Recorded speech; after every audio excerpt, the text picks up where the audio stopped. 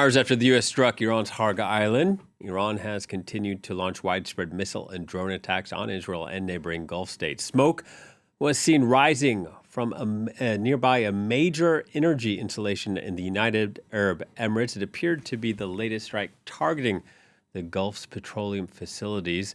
Drone strikes had hit UAE's energy installations earlier this month. Let's cross to Doha and speak to our regional correspondent, Hoda Adbel-Hamid. Hello to you, Hoda. What more do we know about this fire that broke out in the UAE?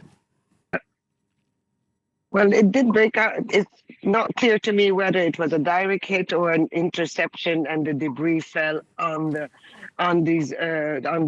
port of Fujairah, where there's a large refueling station. It's the third largest in the world for ships.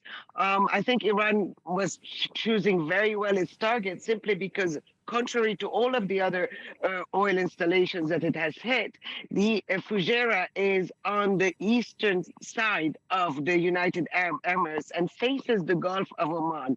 There is a pipeline that goes from Abu Dhabi straight to Fujairah, allowing the Emiratis to bypass the Strait of Hormuz, and that was still functioning, pumping about 1.5 million barrels. So now the Emirates say that all restocking and refueling and all other operations have stopped momentarily at that port. Certainly a big blow not only for the United Arab Emirates, but also for the international oil market. Yeah, and if we listen to the rhetoric out of the United States and out of Iran, Donald Trump threatening to possibly strike those oil sites on Kharg Island, just off the mainland of Iran. Iran saying if that happens, there'll be a new level of retaliation. So if that retaliation does come about, would more strikes like this, what we're seeing in the UAE, be more common, or would the targets possibly shift? I think Iran is going for a series of different targets. Certainly, oil is number one, along with the U.S. bases, but it's also trying to inflict huge financial damage to the Gulf countries by targeting, and it said it clearly and loudly, that it would target also banking system. It will target companies like Google and Palantir and Nvidia.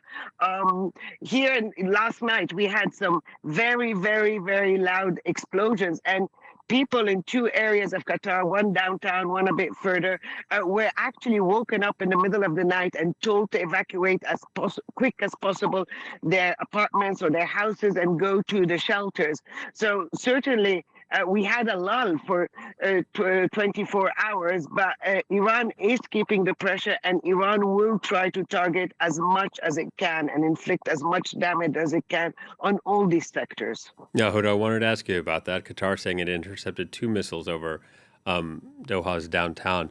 What is the sense like among the people living in Doha?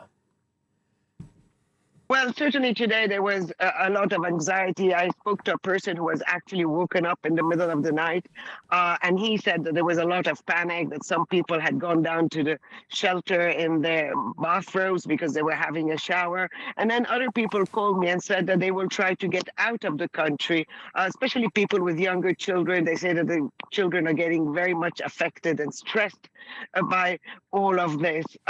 And, you know, people who stayed here since the beginning is because there was an impression that maybe this will be wrapped up quite quickly. But it now seems that there is no ramp up, neither for Iran nor the United States, and that things are seemingly getting worse.